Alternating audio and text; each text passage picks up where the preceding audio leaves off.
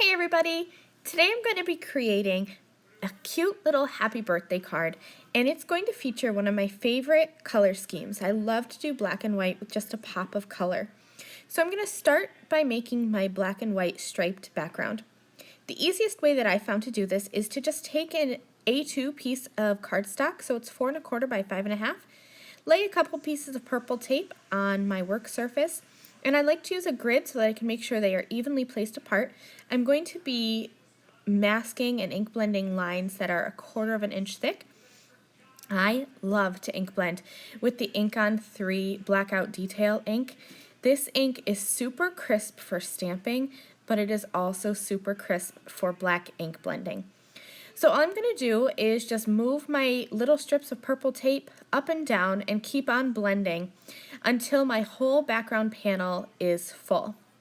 Now you're going to see when I remove my purple tape here that I have a super heavy hand when I'm ink blending, so I had a little bit of oopsies and got some ink in places where I didn't want it. And so a white gel pen is one of my best friends in the craft room. I just use that to kind of clean up my edges, and I do that with stamping too. And you're going to see me do that in a little bit here. So my images are going to be from the Big Bold Magnolias stamp set.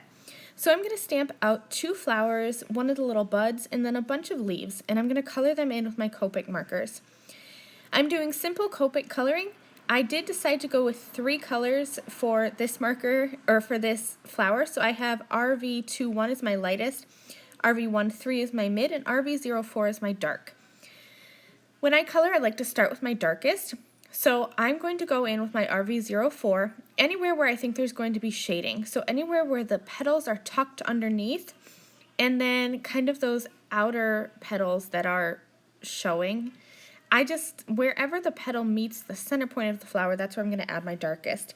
Then I blend out with my medium, and then all over with my light color. Really easy. These 3 flowers took me essentially no time at all to color. For my leaves, one of my favorite leaf combinations is YG25, YG17. I like to go in again with my darkest color. I just draw a quick line right up the center vein of the leaf. And then I'm going to color all over that with my lighter color. And because these 2 colors blend out so you can't really see a lot of definition, I'm going to go back in with my darkest and just add a center line to that vein. And you saw me there come in with my white gel pen and just clean up any of my marker that gets outside of the line. I cut everything out with the Big Bold Magnolias dies, and I arranged them on my card in the way that I thought that I would like them. Then I took a couple pieces of purple tape and laid that down on top of my images, and this allows me to just pick up all of those die cut images all at once. I'm going to just make sure everything's arranged how I want it, and I'll flip this over so the back is facing up. And here's where I bring out my foam tape, and I'm going to strategically place my foam tape so that it is overlapping where the images are overlapping and hold this together as one piece. Once I get that positioned on my card, I can come in with a little bit of liquid adhesive and just kind of squirt underneath where the areas are overlapping and the foam tape didn't touch. That way I can make sure that all of these are going to stay on my card base. I'll trim off the excess, and then all that's left to do is add a sentiment.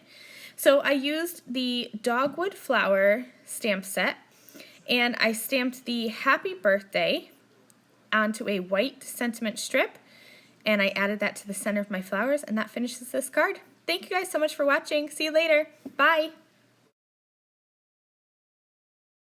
Thank you again very much for watching this video.